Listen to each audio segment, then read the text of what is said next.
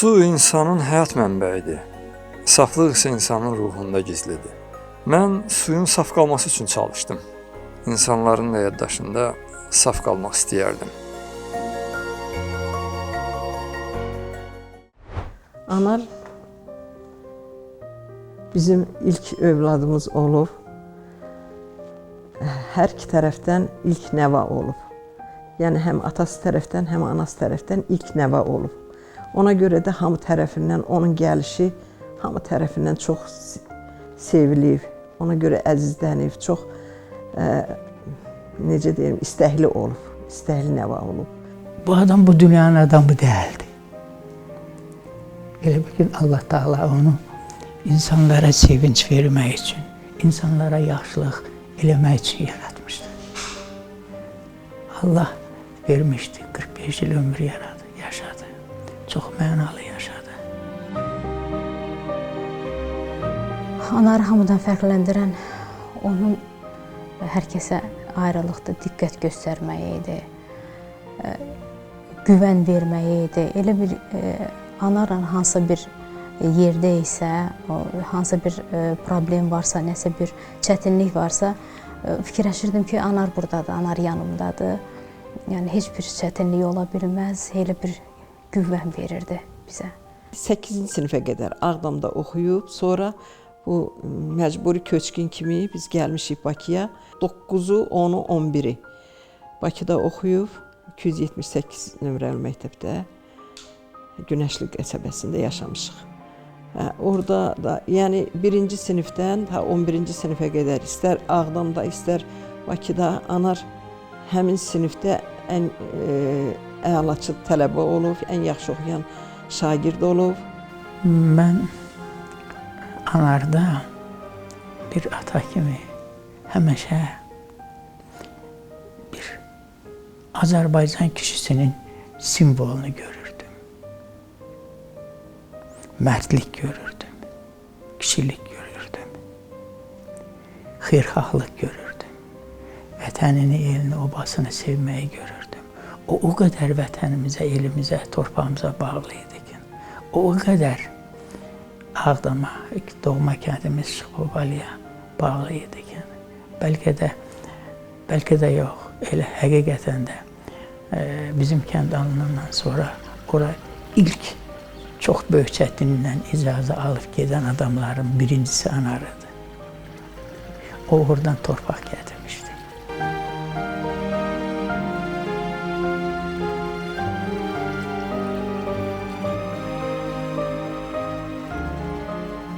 Atası rayonda işləyirdi. Biz Ağdamdan məcburi köçkün kimi gəldik, Bakıda yaşadıq. Atası rayonda işləyirdi, məcburi köçkünlərə ev tikintisində mühəndis idi. Amma anar böyük oğlum idi, evdə böyük idi də.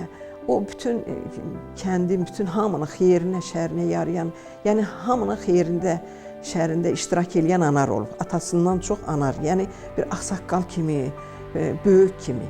Ona görə də anarın uşaqlığından çox elə bir böyük kimi hərəkət edib.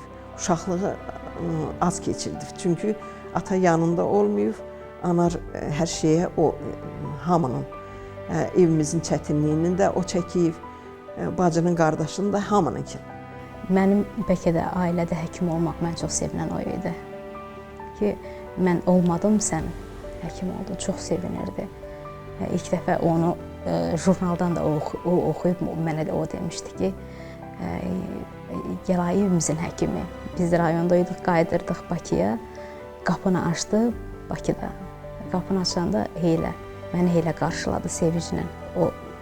Onda bildim ki, həmən instituta girmişəm, həmən həkimliyə girmişəm. Anar Bakı Dövlət Universitetinin Biologiya fakültəsinə daxil olmuşdu. Daha sonra Biologiya fakültəsinin bakalavr pilləsini fərqlənmə diplomu ilə bitirdi. Elə həmin il Biologiya fakültəsində magistratura pilləsinə daxil oldu. Magistratura pilləsini bitirəndən sonra qərar aldı ki, elm sahəsini davam elətdirim, elmin dalınca gedim. Ona görə də aspiranturaya daxil oldu. Aspiranturaya daxil olduqda o vaxtı Azərbaycan Milli Elmlər Akademiyasının nəzdindəki Mikrobiologiya İnstitutunda işə başladı, elmi işçi kimi. Daha sonra həmin dövrdə Məmməd Salmanov həmin institutun direktoru idi və elmi rəhbər kimi Məmməd Salmanov Anarı öz yanına dəvət elədi, Anarın elmi rəhbəri oldu və su mikrobiologiyasının sirlərinə yiyələnmək üçün ona kömək oldu. Daha sonra Anar elə həmin su mikrobiologiyası laboratoriyasında işə başladı və su mikrobiologiyası üzrə dissertasiya işi götürdü və o dissertasiya işini müdafiə edib elmlər namizədi oldu. Daha sonra Məmməd Salmanov öz yerinə Anarı təyin elədi, su mikrobiologiyası laboratoriyasının müdiri oldu Anar. Və həmin belə deyək dövrdə Anar Məmməd müəllimlə birlikdə Kür çayının ta mənbəyindən mənsəbinə qədər tədqiqinə başladılar. Ta Türkiyədə bulaqlardan tutmuş, Gürcüstan ərazisi və Azərbaycan ərazisində Kürün tədqiqinə məşğul oldular.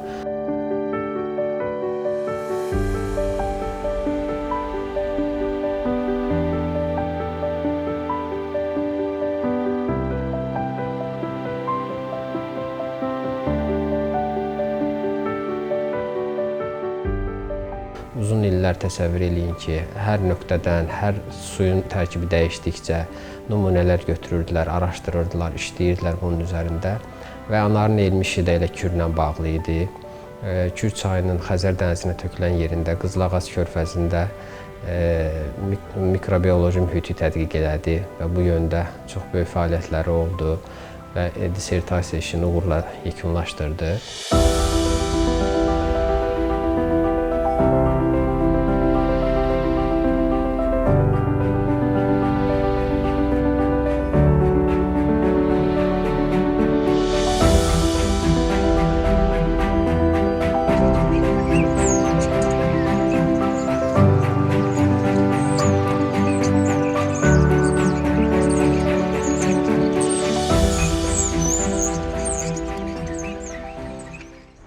Mikrobiyologiya üzrə elmlər namizədi idi.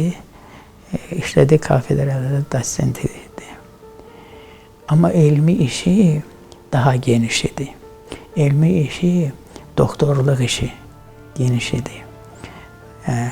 Demək olarkən, o doktorluq işini tam yekunlaşdırmışdı. Xarici ölkələrdə, Amerikanın məşhur jurnallarında 3 elmi məqaləsi də getmişdi. Mən onun elmdə zəhmətkeşliyinə vuruldum. O siftədən bizim işimiz suya girmək, nə bataqlıqda batmaq, nə bilim su ilə da sənətimiz. Azərbaycanın ən böyük qoruqlarından biri Qızılağac qoruğunu öyrəndi. Qızılağac qoruğunu 29-cu ildə yaradıb Sovet hökuməti. Qızılağac qoruğunda yüzlərlə alimlər işləyibdi. Amma anar kimi monoqrafiya, kitab yazıb. O Qızılağac qoruğunu dünyaya tanıdan adam olmayıbdı. Mən zəhməti çox sevən adamam. Mən vuruldum onun zəhmət keçdiyinə. Eyni zamanda da o çox alicənabıdır. Çox maraqlıdır. Deyirəm də yaşca kiçik olduğu buna baxmayaraq o hər şeyin qədrini bilirdi. Ona görə də elmdə Anarın izi var. Yadigar qoyub əsərləri, o monoqrafiyası, bizə kitab monoqrafiya deyirik.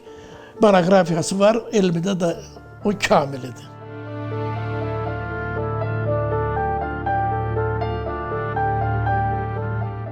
Su mikrobiyologiyası sahəsində Məmməd müəllim çox böyük alimdir və onun yetirmələri içərisində, bunu niyə təəssüflə deyirəm? Çünki Anar tək idi ki, onun varisi olmağa haqq eləmişdi.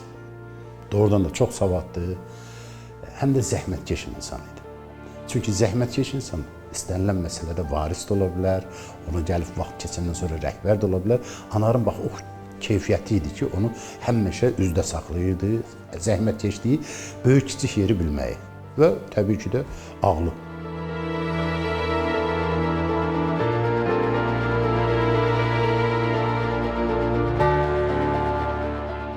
Anar müəllim su sahəsində çox gözəl mütəxəssis idi və Azərbaycanda çox az saylı və deyərdim ki, gənclər arasında yeganə kadr idi ki, Anar sözün əsl mənasında işinin peşəkarı idi. Və Azərbaycanda elə bir ərazi, elə bir yer, elə bir su, hətta çayların qolları haqqında elə bir yer yox idi ki, Anar onlara cavab tapmasın. Və hər biri haqqında məlumatlı idi. Çünki bir-bir gəzirdi onları. Hamısına gedirdi, baxırdı, nümunə götürürdü, ətrafdakı insanlarla, belə deyim də, söhbət eləyirdi. Yəni, fikri təkcə tədqiqatçı deyil idi. Gedib oradan nümunə götürdüm, gətirdim, laboratoriyada işləmdən ibarət deyil idi. Tam şəkildə prosesə nəzarət eləyirdi. Əsas suyun belə deyək, kimyəvi və bioloji tədqiqi onun üçün nəzərdə tutulurdu ki, o suyun içməyə yararlı olduğun, yoxsa təsərrüfat işlərində yararlı olduğun sübuta yetirsinlər. Tutaq ki, elə sularımız var idi ki, Anar həmişə deyirdi ki, bu sular nəinki içməyə, heç təsərrüfatda istifadə etməyə belə yararsızdır. Amma elə sular var idi ki, tədqiq edirdilər, deyirlər ki, yox, bu suya məsələn müəyyən qədər filtrasiyadan keçdikdən sonra bunu içmək də mümkündür. Yəni, əsas məqsədləri hansı suyun hansı sahəyə yararlı olmağın tədqiq edib ortaya çıxartmaq idi. Çox təəssüf ki, elmlər doktoru üzrə işini də artıq Anar, belə deyək də, o sahədə işlərini aparırdı, məqalələri çıxırdı və müdafiə etmək istəyirdi. Və biz düşünürdük ki, çox yaxın bir zamanda Anar onu eləyəcəkdi və Anarın biz müdafiəsini çox həvəslə təşkil edəcəyik, təsdiqini alacaqdı, biz onu qeyd edəcəyik. Yəni, biz onu elmlər doktoruğu və gələcəkdə, belə deyim də, professor kimi görmək istəyərdik. Çünki ümidlər və istiqamətlər ora gedirdi. Çox təəssüf ki, yəni, bütün bu arzular yarımçıq qaldı. Bura gələndə özümə bir söz vermişdim, yəni bunu heç deməmişdim ki, elmlər doktoru dissertasiyası ilə bağlı həmişə də gəlirdi ki, müəllim, hamıya kömək edirsən, mənə kömək eləmirsən. Mənim sahəm deyildi, onun rəhbəri də Məmməd müəllim idi. Mən biraz su ilə deyil, mənim işim başqa sahəmdir. Amma bura köçəndə özümə söz verdim ki, Anar, sən bura gələn bu binada ilk elmlər doktoru sən olaysan.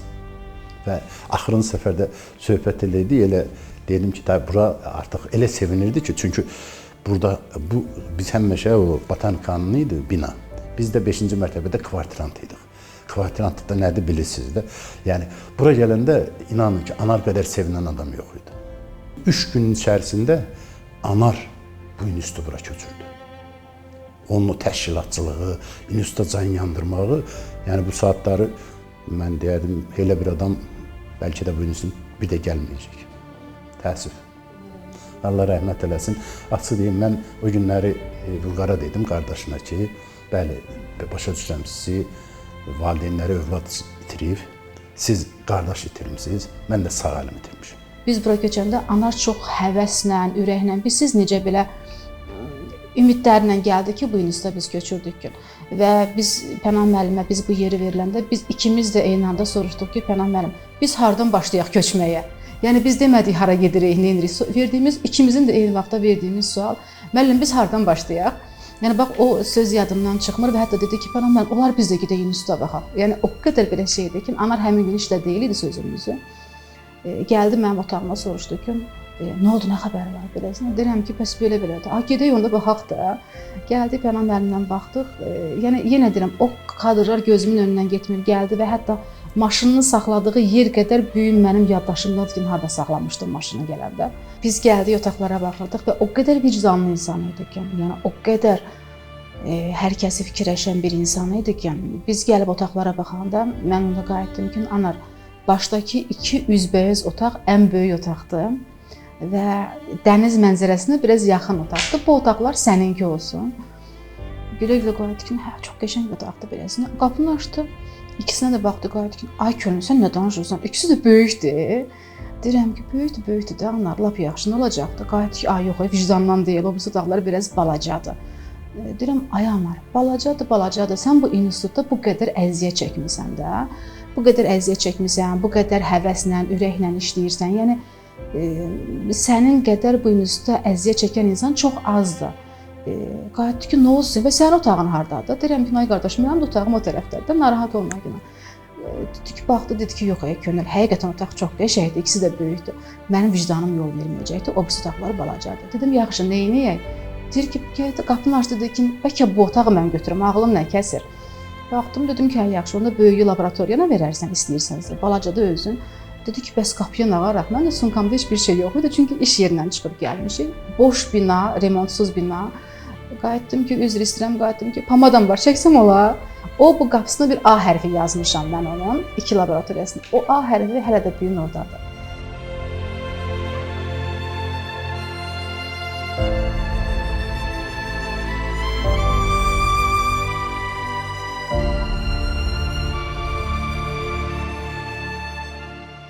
Anar demək olar ki, heç oturmadı. Sadəcə olaraq, belə deyək də, qutardı, 5-ci gün yüklər qutardı. Anar 1-ci gün gəldi.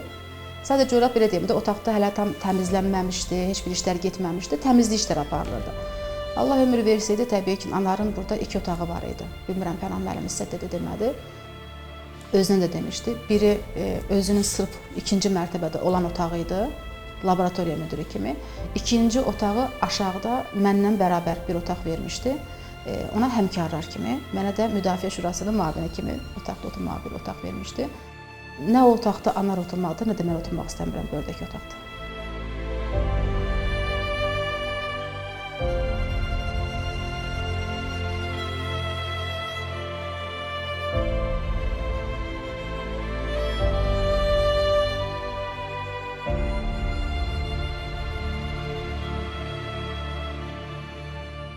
Anar vəzifə daşımadığı çox böyük, ondan çox asılı olan adamlar olmasa da, o bizim institutda imdad mərkəzi idi. Onu biz yerli komitənin sədri elədik. Mən laboratoriyamı da ona verdim. O adamlar cənnətdə yaşadılar. Hər bunun qağısına qalırdı. O birinə yol vərəqi tapırdı, birinə kömək eləyirdi, yardım edirdi, kaçbına. Çox gözəl əməlləri var. Ona görə də o elmidə də, elə ictimaiyyətdə də əvəzsiz dəyərli bir balamızdır.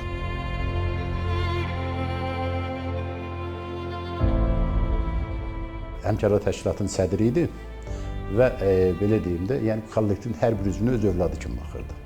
Kimin nə problemi var, həmişə o kollektivdə bir birlik olmağın bir əhvalı, yəni yüksək olmaq üçün əlindən nə gəlir deyildi. Elə olmurdu ki, 1-2 dəfə kollektivi yığıb, yəni həmkarlar təşkilatının hesabına Respublikanın müxtəlif regionlarına gəzməyə aparmasın. Və çox vaxtda indi institut nisbətən balaca olduğuna görə ayrılan büdcə biraz imkan vermir də bütün işləri eləyək. Çox vaxtı elə bir yerdə köməkləşib, Anarla mən həll edirdim məsələni. Ki, təki kollektiv üçün yaxşı olsun. Anar təkcə həmkarların sədri olaraq, formal olaraq qalmadı. Anar öz ailəsinə, öz yaxınlarına, öz doğmalarına hansı formada necə nəyi eləyə bilərdisə, bizə də eyni şey eləyirdi. Bayramlarda ürəklə tutaq ki, nə ayrılırdısa, çalışırdı ən gözəl formada olsun və heç kəs bir-birindən seçilməsin. Və Anardan sonra biz bu ənənəni təəssüf ki, saxlaya bilmədik. Çünki Anarın yeri dolmur ki, onu kimsə əvəz eləsin. Anar gəzintilər təşkil eləyirdi. Rayonlara gedəndə onu siz necədir, o qədər fikirləşirdi, götürürdü, qoyurdu, bizdən soruşurdu ki, elə hər kəsdən məndən də ay Könül, siz də deyin, hara getmək istəyirsiniz, necə bir yer olsun, hamınızın ürəyincə olsun. Fikirləşirdi, orada park yoxdur, orada meşə yoxdur, burada gəzəcək yer yoxdur. Və ya tutaq ki, deyirdi ki, kimsə deyirdi ki, belə bir yer var, ay yox, ora çox səs-küydür, siz dincələ bilməyəcəksiniz orada. Yəni alıb aparılan şeyləri belə incəliyinə qədər o qədər seçirdi ki, hər şeyi ki, kimsə əlini atanda bir boşluğa keçməsin. Heç bir şey boş olmasın, bunu almışıq, yaddan çıxartmışıq olmasın. Və qolunu çirməyib, baxmayaraq ki, indi Anar laboratoriya müdürü idi, indi Anar bəlli bir statusu var idi. Bizlə bərabər, siz necədir, yenə deyirəm, öz evindəkiymiş kimi, öz ailəsiymiş kimi bütün işləri görürdü. Yəni, samavarı da dəmləyirdi, yemək pişirməyə də kömək edirdi, odunları yığmağa da, gəzməyə də, onun içərisində vaxt tapıb tutaq ki, əgər biz təbiətdə olurduqsa təbii ki, təbiətdə gedib ağaclara da baxırdı, oradan da nümunə götürməyə çalışırdı, tapşırırdı ki, buradan nümunə götürün, bax bu yaxşı, orada göbələk var, buradan sümük nümunəsi götürüb bunu baxmaq lazımdır. Yəni, çox diqqətli bir insan idi və hər şey dediyim kimi nəzərə alırdı. İşğaldan azad olunmuş ərazilərin, çaylarının, sularının o biotəhlükəsizliyi ilə bağlı işlər görməyi planlaşdırırdıq. Hətta çox təəssüf hissi ilə qeyd edirəm bunu. Biz bir qrant layihəsi də yazdıq elm fonduna. Anarda rəhbər idi. O layihə uddu. O layihəni biz udduq. Amma anarsız. Çünki təqdim eləmişdik, hər şeyi özü eləmişdik. İyul ayında, sentyabr ayında o layihə qalib gəldi. İndi yəni məcburən mən rəhbərlik eləyirəm. Çünki Anarı əvəz eləyəcək bir adam yoxdur. O yəni oradan o bizim sularımızın çoxu transsərhəddi, başlanğıcını başqa ölkələrdən götürür. Ermənistandan keçir, Gürcüstandan keçir və bu transsərhəd çaylar haqqı, sular haqqında da beynəlxalq konvensiyalar var. O konvensiyalara nə Gürcüstan qoşulub, nə Ermənistan qoşulub. Bu səbəbdən də bu həmişə elə Anarı da, bizi də hamımızı düşündürən bir məsələ idi. Bu istiqamətdə də ciddi işləri görməyi planlayırdıq. Həmin layihə elm fondu tərəfindən qalib elan olundu. Amma anarsız. Anar çox yaxşı insan idi. Ziyalı idi, alim idi. Vətənini, elini, ovasını sevən əsil türk oğlu türküdür. Əsil Azərbaycan türkü idi. Anar o qədər insanlara kömək eləyirdi ki, say hesabı yoxdur. Anar dostları ilə bərabər cəmiyyət yaratmışdı. O cəmiyyətdə 40 nəfər idilər. O cəmiyyətdə pul toparlayırdılar. Bakı şəhərində, ətraf kəndlərdə olan yoxsullara, həyat şəraiti çətin olan insanlara kömək edirdilər.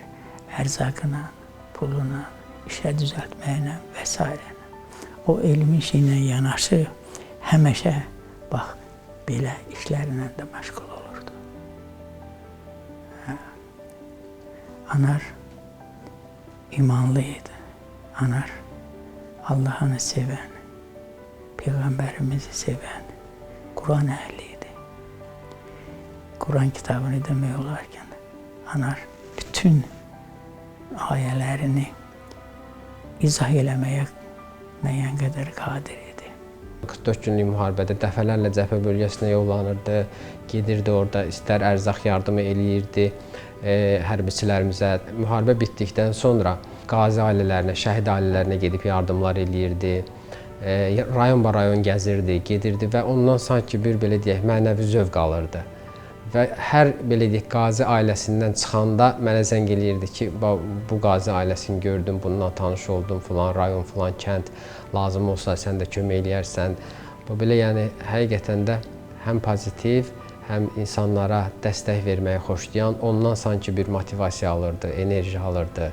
Bir həyat tərzi ondan ibarət idi ki, insanların yardımına qaçsın, insanlara kömək eləsin. Onun nətər deyir, indiki əri anasının elçiliyini mən eləmişəm. Yadımdadır, o elçi olan yerdə, evdə mənə söz verdilər, anarı izah eləyim, mən o evdə, Rənagilin evində. Dedim ki, bu onun yaşına baxmayın. O dedim, əsl kişidir. Mən əminəm ki, gələcəkdə o gözəl ev sahibi olacaqdı, ata olacaqdı. Ona arxayın ola bilərsiniz. Əslində uzaqdan uzağa qohumuq, amma heç də bir-birimizi görməmişdik. Biz ilk dəfə bir-birimizi Qax şəhərinin İlsu kəndində gördük. Anam, mən, qardaşım oraya istirahətə getmişdik. Təsadüf nəticəsində anarla Vüqarı gördük yolda. Mən tanımırdım, amma anam dedi ki, bu Teyyubun uşaqlarıdır. Belə qardaşım da tanıyırdı, düşdü qardaşım, görüşdü. Belə dedilər ki, bəs biz də bu yaxında ev tutmuşuq, qalırıq. Eləcə ilk tanışdığımız bizim İlsu'da başladı.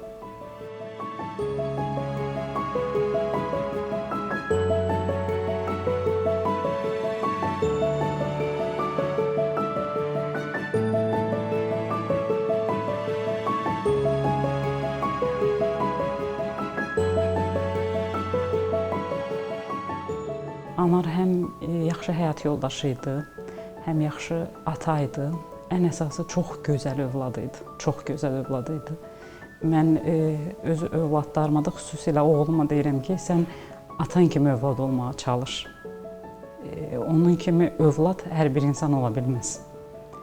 Onun üçün ilk növbədə valideynləri idi, hər bir şeydən öncə. Və mən ondan həmişə fəxr edirdim ki, sən valideynləri hamıdan uca tutursan, elə də olmalıdır. Yəni, mənim fikrimcə də elə olmalıdır. Çünki həyatda valideyni heç kim əvəz eləyə bilmir. Qəribəsi bundadır ki, bilmirəm, bu az həyatımda mənim itkilərim olub, onu mən anamı da itirmişəm, çox gənc yaşlarımda anamı itirmişəm, yeni ailə qurmuşduq biz. Bəlkə də sonra da indi anarı itirdim. Və bəzən öz-özümə sual verirəm ki, görəsən Allah Taala məni niyə bu qədər sınayır? Sonra da düşünürəm ki, bəlkə də Allah məni sınayır ki, görüm bu imtahandan necə çıxaram. Amma yəni anarsız yaşamaq çox çətindir.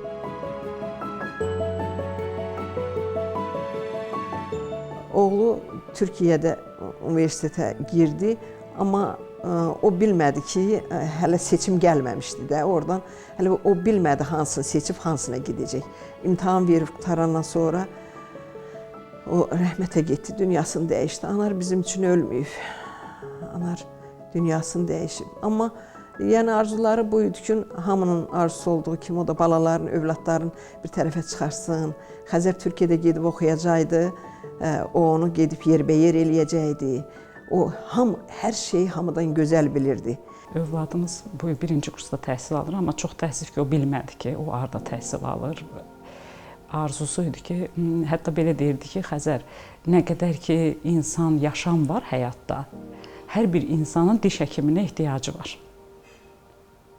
Ona görə çalış həyatda elə bir ixtisas seç ki, sabahsı günlərim ailəvi, sən kişisən, sən bir ailə başçısı olasan, ailəvə də çətinlik çəkməyəsən. Yəni, belə deyim də, rahatçılıqla. Düzdür, hər bir sənətin çətinliyi var, amma daim övladlarına bunu məsləhət görürdü ki, çalışın, sevdiyiniz peşəni seçin. Sevdiyiniz ixtisasda təhsil alın. Düzdür, mənim arzumdur sən diş həkimi olasan, amma bu demək deyil ki, mənə görə sən get diş həkimi ol. Atam həmişə istəyirdi ki, mən gözəl bir ixtisas sahibi olum və deyirdi ki, həmişə tibb üzrə ixtisaslar mənə məsləhət görürdü. Mən də diş həkimi olmağa qərar verdim sonunda. Yəni, həm tibblə bağlı sahələrə marağım olduğu üçün ona görə də diş həkimi ixtisasını seçdim. O marağı o məndə yaratmışdı. Tez-tez rayona gedirdi, atam gedirdi işinə bağlı komandirovkaya. Məsələn, onunla bir yerdə rayona gedəndə, komandirovka gedəndə çaylardan su götürürdü bir yerdə. Ondan sonra Bakıya qayıdanda onları atan laboratoriyada bir-biri incələyirdi. Mən də həmişə çox vaxt onun yanında olurdum. Ondan sonra onunla bir yerdə tez futbola gedirdik, futbola baxırdıq. Yəni futbol oynamağı da elə demək olar onunla bir yerdə öyrənmişəm. Futbola baxmağı da elə onun sayəsində belə həvəslə futbola baxıram, hobi kimi. Yəni bir çox həyatdakı bir çox şeyi onun sayəsində öyrənmişəm, onun sayəsində deyirəm. Xəzər böyükdür da. Sonra gəlir Arzu, ondan sonra Əminə. Əminənin söhbətini eləyəndə onun siması dəyişdirilirdi. Elə Əminədən söhbət edəndə, Əminəni deyəndə onun çöhrəsində bir xoşluq yaranırdı. Mən demirəm ki, o biriləri istəmirdi, o hamısını istəyirdi. Amma Əminə ilə o daha kövrək olurdu, daha əzizlənirdi. Yaxşı, çox şey eləyirdi, yəni nə desəm, yəni çoxunu eləyirdi, yəni nə istəsəm alırdı, eləyirdi, yəni elə şirin, yəni zarafat eləyir falan, yəni elə yaxşı idi. Ən çox riyaziyyata deyirdi, çünki riyaziyyatda zəif idim o vaxt. Riyaziyyat falan, amma iş olaraq, yəni öz qararım elə deyirdi, nə deyirsən, sonsuza arxamda olacaq. Çox yerə bir yerdə getmişik ailə. Onların ailəsi, sonra mənim ailəm. Mən də onu çox istəyirəm. İndi yəqin ki, mənə eşidir o da. Mən onunla danışıram. Salam verirəm, sağ ol verirəm. Bir-birimizə yaxın yaşamışıq, ona görə səsindir. İtirmək elə yaxşı adam. Çox dindar idi. Yəqin ki, indi də yeri cənnətdir. İnşallah. Əslində biz onu itirmişik, o bizi itirməyib. O bizi indi eşidir.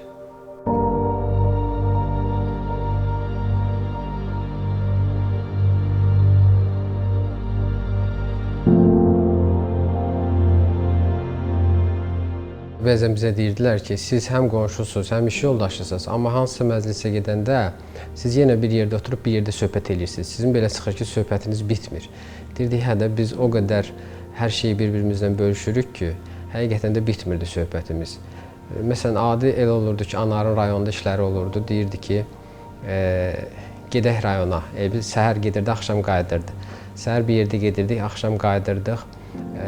Anar deyirdi ki, gedəndə, bir sən niyə səndən gedirəm? Deyirəm, niyə? Deyir ki, çünki bizim yol yoldaşlığımız da tuturdu. Yəni, yol boyu söhbətlər eləyirdik, danışırdıq, hətta yemək zövqümüz də tuturdu. Harda oturaq, yemək yeyək yol boyu və yaxud da, nə bilim, maraq dairələrimiz bir idi. İstər idman sahəsində, istər, məsələn, digər sahələrdə bir-birimizə çox yaxın idi, belə deyək, maraqlarımız, hobbilərimiz. Ona görə, yəni, nəinki qardaş, bir dost idi mənim üçün, sözün əsl mənasında. Çünki hər qardaş dost olmur, amma Anar həqiqətən də mənim üçün bir dost idi, sirdaş idi. Onun bütün sirlərimi mən bilirdim, mən bütün sirlərimi o bilirdi. Ona görə də bu hadisədən sonra elə bir boşluq oldu ki, məndə. Çünki, yeni dediyim kimi, nəinki bir qardaş, bir sirdaş itirdim, bir yoldaş itirdim, bir, belə deyim, arxa dayaq itirdim. Ona görə də həqiqətən də nəinki qardaş itkisi, yəni bunların hamısının üst-üstə gələndə çox böyük boşluğa düşdüm. Hadisədən bir gün əvvəl biz oturmuşduq, söhbət edirdik. Dedi ki, ananı da götürüb gedərik gəzməyə. Biraz gəzməyi hədsiz sevən bir insan idi. Hətta övladlarımız dedi ki, bizsiz, dedi ki, mənə qalan Rəhanadır, Rəhanaya da qalan mənə. Belə bir cümlə işlətdi. Dedi, siz indi artıq elə bir zəmanədir ki, uşaqlar Azərbaycandan kənarda, yaxşı təhsil almaq üçün Azərbaycandan kənarı istəyir və yaxud da adi belə şəraitdə də hamı gəzməyə gedir. Yəni, uşaqlar üçün gələcək daha parlaqdır. Biz amma müharibə dövrünə düşdük. Ona görə bizdə o şanslar olmayıbdı da, indiki, deyək, gənc nəsildə olan şanslar bizim vaxtımızda olmadı. Gəzməyə çox sevirdi. Elə deyirdi, gəzərdik, hətta biz qayıtdıq ki, düzdür, o arzumuz ürəyimizdə qaldı. Mən dedim ki, Allah bizim canımızı bir yerdə alsın. Nə mən sənin itkini görüm, nə də sən mənim itkimi görəsən. Onda da övladlarımız qayıtdı ki, bəs bizi düşünmürsünüz, biz ikimizi itirsək necə olar? Onda anar qayıtdı ki, yo indi demirik ki, sizi yerbeyer eləyək sonra. Amma çox təəssüf ki, elə olmadı. Hərdən gəlir yuxuma. Hərdən gəlir. Deyirəm, aman narahat olma, hər şey yaxşı olacaq. Həmişə də qəşəng girir yuxuma. Həmişə kostyumda, belə geyimdə çox yaxşı girir yuxuma. Ona görə biraz elə təsəllim odur ki, Anarın yeri cənnətdir. Hətta yuxuma girəndə deyir, sən elə bilmə ya, mən ölmüşəm, mən ölməmişəm, mən daim sizinlənəm. Hər bir şeydə mən duyuram, hiss edirəm. Onun 3 qız balası var. Mən çalışacağam ki, o balaları ayaq üstə durub möhkəm olsunlar. Anarın yolunu böyük oğul Xəzər davam etdirsin. Belə bir deyim var ki, deyirlər, ideal insan yoxdur. Amma mənim fikrimcə ideala ən yaxın insan idi Anar, həqiqətən də. Çünki mən fikirləşirəm ki, əgər bütün qardaşlar Anar kimi qardaş olsa, əgər bütün oğullar Anar kimi oğul olsa, əgər bütün həyat yoldaşları Anar kimi həyat yoldaşı olsa, bütün, belə deyək, insanlar Anar kimi olsa, dünyamız həqiqətən də gözəlləşər. Nizami Gəncəvi deyir ki, o Sirlər xəzinəsində deyir ki, ölən var ki, dirilərə mayaqdır. Diri var ki, yaşamağı nahaqdır. Bax, Anar mayaqdır. Ölsə də, dünyasını dəyişsə də, o dirilər üçün, çox adamlar üçün örnek olmalıdır, örnəkdir. Anar mənim üçün yaşayır. Mən nə qədər yaşayıramsa, o yaşayacaq. Günüz Anar mənim görən gözlərimdir. Gecə isə yuxumdur. Günüz gözlərimlə görürəm onu, gecə isə yuxumda görürəm. Həmişə də belə.